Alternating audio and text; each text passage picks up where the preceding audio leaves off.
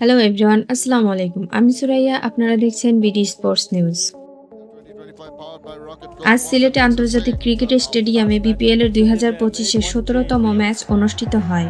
এই ম্যাচে খুলনা টাইগারের বিপক্ষে সিলেট স্ট্রাইকার্স মাঠে নামেন। খুলনা টসে জিতে ফিল্ডিং এর সিদ্ধান্ত নেন। সিলেট স্ট্রাইকার্সের হয়ে ওপেনিংয়ে আসে রনি তালুকদার এবং রাকিম কর্নওয়াল। দলীয় মাত্র 7 রানে 2 ওভার 4 বলে রাকিম কর্নওয়াল আউট হয়ে যান। মাত্র 15 রানের মাথায় দ্বিতীয় উইকেটে জর্জ মানসিও আউট হয়ে যান। এরপর ব্যাটে আসেন জাকের হাসান।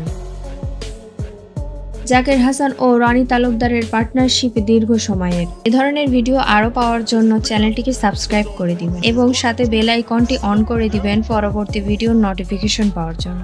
106 রানের পার্টনারশিপ হয় রনি তালুকদার এবং জাকের হাসানের।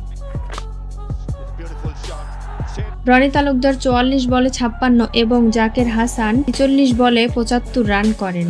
পরবর্তীতে রনি তালুকদার আউট হওয়ার পর অ্যারন জন্স এবং ক্যাপ্টেন আরিফুল হক মাঠে নামেন। দুজনেই প্রায় সমান রান করেন। 5 উইকেটে 20 ওভার শেষে সিলেট স্ট্রাইকার্সের সর্বমোট রান দাঁড়ায় 182।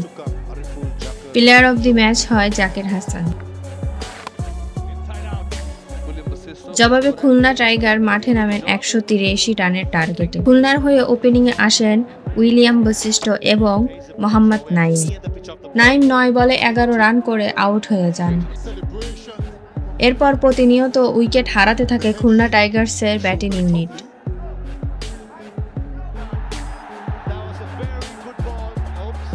তবে উইলিয়াম বশিষ্ঠ কিছু সময় টিকে থাকতে পারেন। তিনি 40 বলে 43 রান করে আউট হয়ে যান। জয়ের কাছাকাছি এসে অল আউট হয়ে যান খুলনা টাইগার্সের ব্যাটিং ইউনিট। তারা 20 ওভারে 9 উইকেট হারিয়ে 174 রান করেন এবং জয়ের উল্লাস উপভোগ করেন সিলেট স্ট্রাইকার্স। আজ এই পর্যন্তই। দেখা হচ্ছে পরবর্তী কোনো স্পোর্টস নিউজে। ভালো থাকবেন সবাই। আল্লাহ হাফেজ।